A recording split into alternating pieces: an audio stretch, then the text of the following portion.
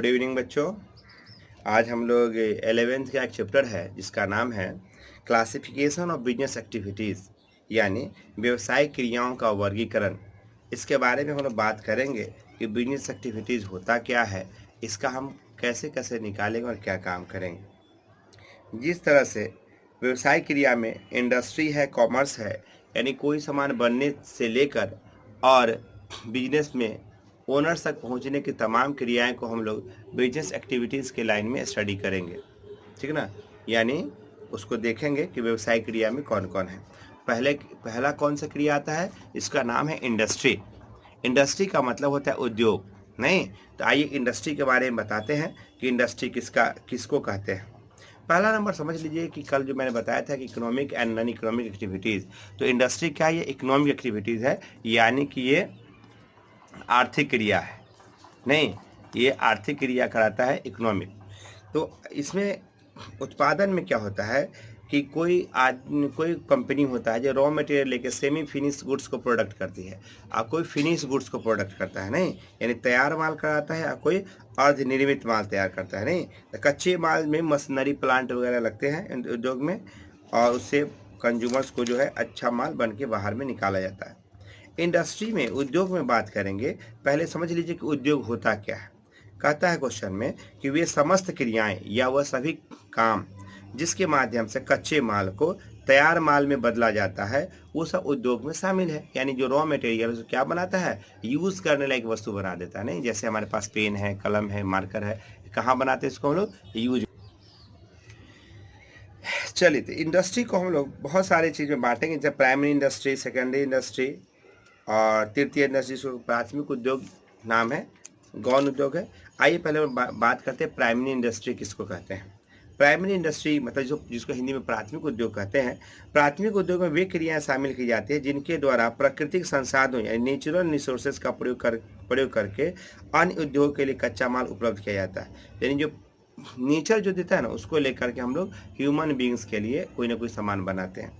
जैसे genetic industry, जिसको जननिक उद्योग कहते हैं। जैसे मुर्गी पालन, पशु पालन, कोई पशु के नस्ल, ये सब जो चीज़ है, जो प्राकृतिक चीज़ है, उसको किसके लिए बनाते हैं, हेन किसके लिए बनाते हो आप, पर्सन के लिए ना, आदमी के लिए हम लोग उसको यूज़ करते हैं। कोई मवेशी किसके लिए बनता है, मनुष्य के लिए बनता है ना, उसको चारा गा के दूध पीते हैं ना, अगर वो नहीं रहे तब उसका क्या वैल्यू, सब खत्म हो जाएगा ना। तो इन सब चीज़ों को पहले जिसको हम लोग स्टडी करते हैं उसका नाम है प्राइमरी जेनेटिक इंडस्ट्री, जेनेटिक उद्योग कहते हैं उसको, जेनेटिक इंडस्ट्री। चलिए दूसरा है उसका है निष्कर्षण। निष्कर्षण का होता है एक्सट्रैक्टिव इंडस्ट्री। ये वो उद्योग है जिसको खुली नाले, पत्थर, कृषि, एग्रीकल्चर आदि से निकाल करके हम लोग इस्तेमाल में लाते हैं। अब समझ गए, जैसे पृथ्वी, जलवायु वगैरह है ना, जिसे अंदर से हम लोग निकालते हैं, गैस, पेट्रोलियम वगैरह, कोयला, ये सब हमारा निष्कर्षण उद्योग, जिसको एक्सट्रैक्टिव इंडस्ट्री के नाम से जानते हैं। नेक्स्ट है सेकेंडरी इंडस्ट्री में, जिसका नाम है गौण उद्योग, सेकेंडरी इंडस्ट्री कहते हैं। सेकेंडरी इंडस्ट्री में क्या होता है कि ये मैन्युफैक्चरिंग का काम करता है, बनाने का काम करता है।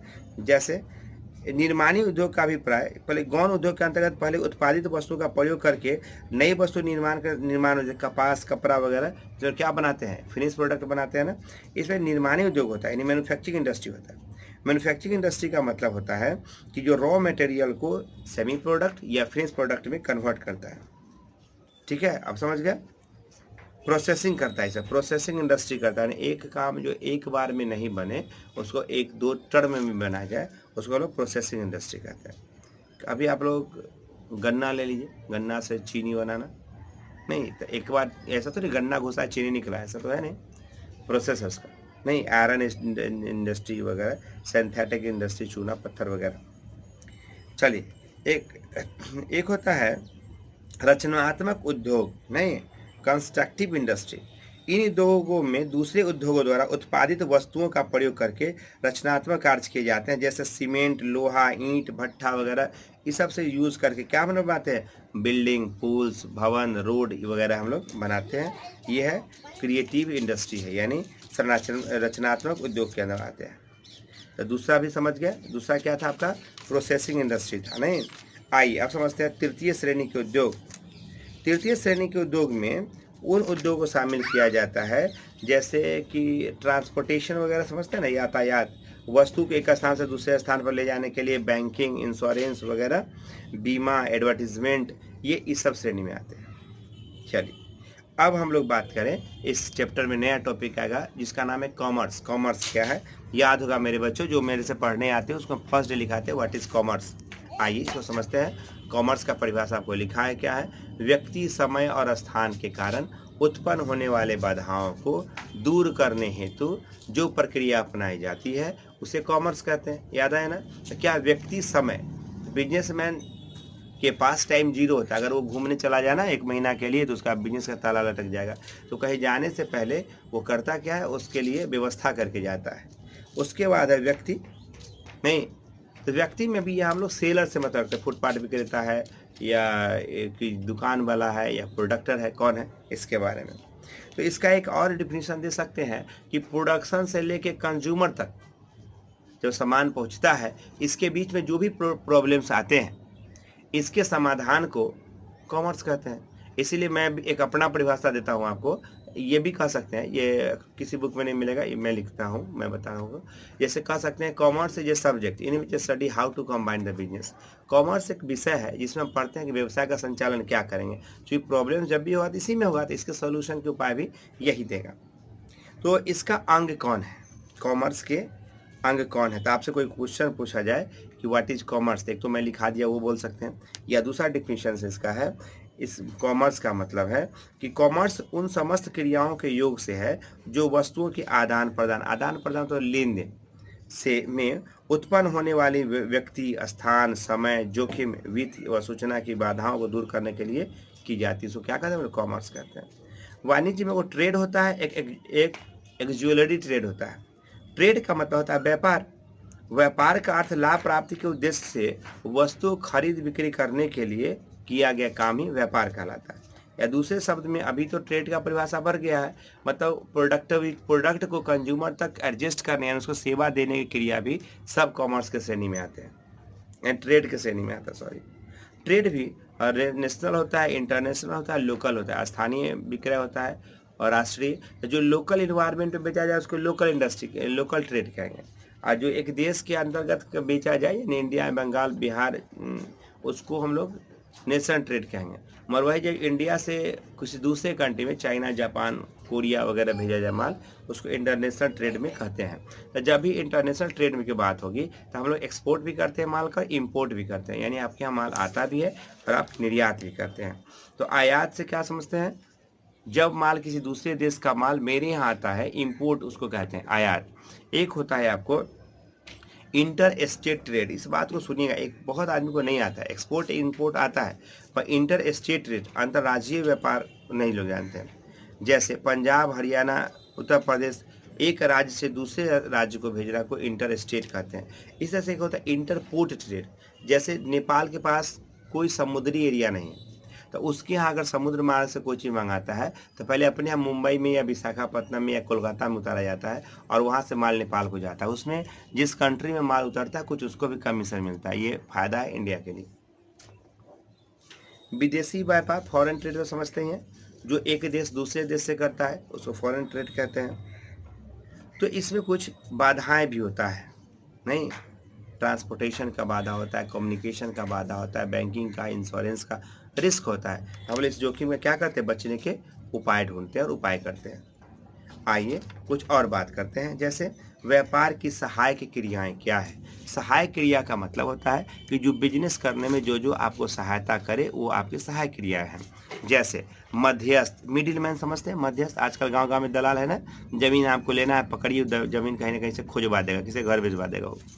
तो मिडिल मैन के बारे में कहता है कि वस्तुओं के उत्पादक सीमित मात्रा में होते हैं, उनके उपभोक्ता बहुत ज़्यादा होता है, तो इसीलिए प्रायः ऐसा संभव नहीं है कि उपभोक्ता सीधे जाके कंपनी से ही माल ले ले। तो उसके बीच में जो व्यक्ति होते हैं, जैसे होलसेलर है, CNF है, बाद में आता है कंज्यूमर्स के पास रिटेलर है, तो ये सारा मध्यस्थ है, एक चैन से जुड़े हुए हैं। दूसरा है ट्रांसपोर्टेशन एंड कम्युनिकेशन, परिवहन, अगर सड़क चौक हो जाए तब बहुत सामान आने में दिक्कतें होगी। सभी देखते हैं, कोई चीज़ कहिए तो कहेगा सर लॉकडाउन के बाद देंगे, नहीं ऐसा होता है ना, लॉकडाउन के बाद देंगे। तो जरा सोचिए कि लॉकडाउन जितना दिन है उतना दिन सब प्रॉब्लम ही प्रॉब्लम है ना। तो यही होता है ट्रांसपोर्टेशन में, मैंने एक स्थान से दूसरे स्थान जो सामान जाता है, ये आपको व्यापार के सहायक क्रिया है। अगर ये सब नहीं रहे तो आपको उचित समय पर उचित मूल्य पर सब वस्तुएं नहीं मिलेंगे। आगे है संग्रह, होलसेल, इसको ऐसा चाहिए ना, वेयर हाउस समझते हैं, वेयर हाउस गोदाम। तो बिजनेस करने के लिए आपको माल रखने के लिए गोदाम की जरूरत होती है, उसको हम लोग वेयर हाउस कहते हैं। तो ये भी एक ज्वेलरी वर्क है, यानी सहायक क्रिया है। एक बीमा होता है, आए दिन चोरी चमारी बहुत होता है ना, किसी का भी सामान लूट लेना, आग लगा देना, बहुत सारी काम है। इसके लिए बिजनेसमैन क्या करते हैं, अपने एसेट्स का, अपने थिंग्स का, अपने गुड्स का इंश्योरेंस करा देता है कि अगर उसे कुछ गड़बड़ी हुई तो हम उसके लिए सरकार से हर्जाना ले लेंगे, इंश्योरेंस कंपनी को हर्जाना दे देगा, तो उससे लोड कम पड़ता है। नेक्स्ट होता है बैंकिंग। बैंकिंग तो आजकल बहुत बड़ा चीज़ है, और बैंकिंग देखिए गूगल पे अगर ट्रांजेक्शन आरटीजीएस नहीं करेंगे तो लोग लाखों रुपया लेके एक स्टेट से दूसरे स्टेट कैसे जाएंगे, रास्ते में कोई जान ले लेगा नहीं। वही कहता है कि वित्त को व्यवसाय की रीढ़ की हड्डी माना जाता है, इसकी आवश्यकता कच्चे माल के क्रय से लेकर निर्मित माल तक करती है। अतः अपने सिस्टम को बनाए रखने के लिए बैंकिंग या साख पत्र, चेक, हुंडी, ड्राफ्ट आदि को प्रयोग में लाते हैं। और एडवर्टीजमेंट लास्ट है, जिसको कहते हैं विज्ञापन। बढ़ती हुई प्रतियोगिता को बनाए रखने के लिए पर्याप्त धन निवेश एवं इंतजार में बैठे रहते हैं। और विज्ञापन ही एक ऐसा माध्यम है जो कंज्यूमर्स को वस्तु के उपयोग के बारे में बताता है कि इसको कैसे प्रयोग में लाया जाए, और वस्तु की जानकारी देता है। जैसे नए नए कोई परिवर्तन होता है ना, उसके बारे में जानकारी अब कौन देता है, एडवर्टीजमेंट ही देता है, नहीं कि कौन चीज़ किस तरह का है। देखिए नया कोई मोबाइल आता है, 5G आया, या नए नए रेडमी का कोई मोबाइल, ओप्पो का, एप्पल का जो मोबाइल आता है, उसका ऐड भी आता है। ऐड से लोग जान जाता है कि ये मोबाइल इस तरह का फीचर्स है प्राइस के साथ, तो लोग उसको बाई करता है। इसीलिए विज्ञापन क्या है, रीढ़ की हड्डी है, विज्ञापन जरूरी है। चलिए, तो विज्ञापन क्या करता है, स्थान, समय, जोखिम, फिनांस, सूचना, इंफॉर्मेशन आदि के बारे में जानकारी देगा वो आपको। रेडमी आप अपने नियरेस्ट काउंटर पर संपर्क करें, फलाना मोबाइल मिलेगा। एक क्वेश्चन इसका आता है, उद्योग, वाणिज्य और व्यापार में क्या अंतर है। आइए देखते हैं। उद्योग, पहला क्रिया, उद्योग क्या करता है, वस्तुओं एवं सेवाओं का उत्पादन करता है, माने प्रोडक्शन किस में होता है, इंडस्ट्री में। दूसरा कॉमर्स क्या करता है, वस्तुओं और सेवाओं का वितरण करता है, मतलब यहाँ से वहाँ जो ट्रांसपोर्टेशन सामान जो इंडस्ट्री से लेके कंज्यूमर तक जाता है उसको क्या कहते हैं, कॉमर्स का ही काम है। और ट्रेड में क्या होता है, खरीद बिक्री होता है, वो प्रोडक्शन नहीं करता है, वो क्रय विक्रय करता है। आगे पूंजी की आवश्यकता, उद्योग लगाने के लिए फिक्स कैपिटल की ज़्यादा नीड्स होती है, और वाणिज्य के लिए अस्थायी पूंजी कम और वर्किंग कैपिटल ज़्यादा लगता है। और व्यापार करने के लिए यह बिजनेस के नेचर पर निर्भर करता है, जितना लार्ज बिजनेस होगा उतना लार्ज कैपिटल होगा, जितना स्मॉल बिजनेस होगा उतना स्मॉल कैपिटल होगा। क्षेत्र कहता है क्वेश्चन में, उद्योग का क्षेत्र प्राथमिक गौण सेवा उद्योग सम्मिलित है। और वाणिज्य में यह ट्रेड व्यापार सहायक क्रिया है, और वाणिज्य में, व्यापार में कहता है यह देशी और विदेशी प्रकृति के व्यापार होते हैं।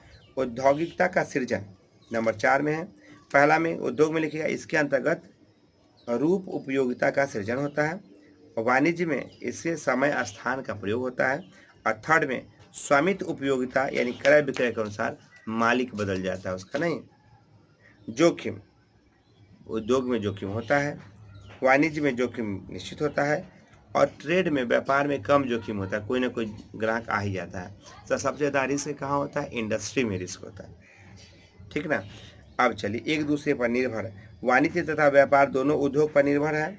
वाणिज्य व्यापार के बिना संभव भी नहीं है, और ट्रेड अगर ये दोनों नहीं, जैसे कल्पना ही करना बेकार है, यानी ये सब पे सब ट्रेड जो है ना सब पे डिपेंड है।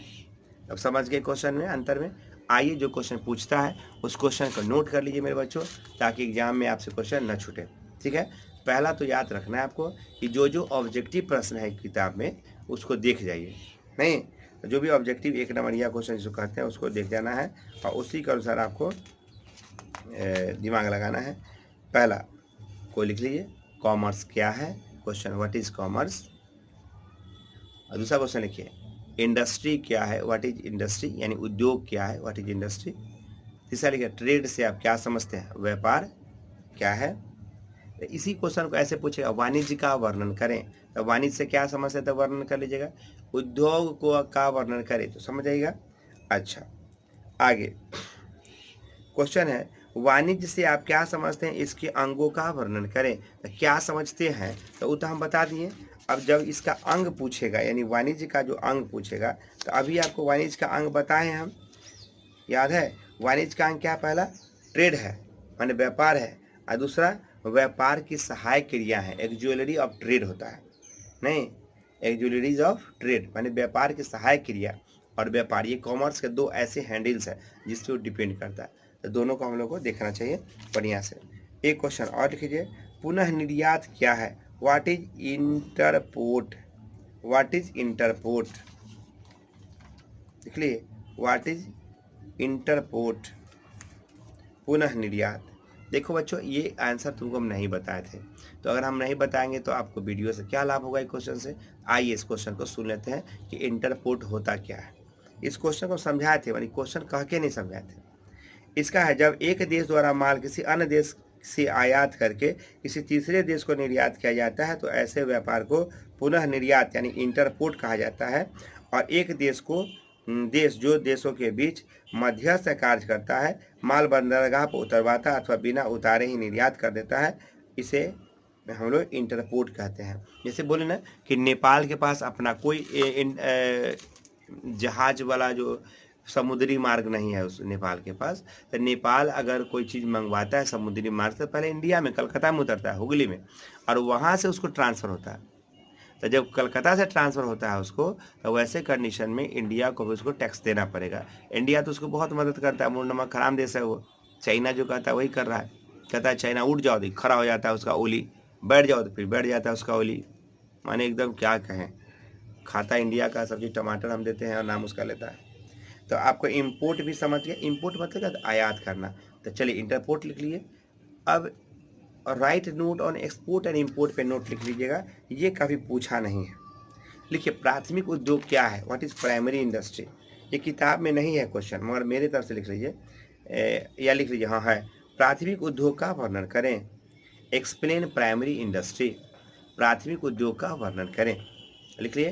तो अब ये वीडियो का समाप्ति भाग है। आपको अच्छा लगे जरूर लाइक शेयर एंड सब्सक्राइब करें और लोगों को बताइए। आप लोग सब्सक्राइबर बढ़ाइए मेरा, जब सब्सक्राइबर बढ़ेंगे तो ज़्यादा वीडियो लोग देखेंगे और ये ज्ञान का संचार होगा, लोगों के बीच ज्ञान फैलेगा, और फैलाना हम आपका जिम्मेवारी, अच्छा चीज़ फैलाना चाहिए।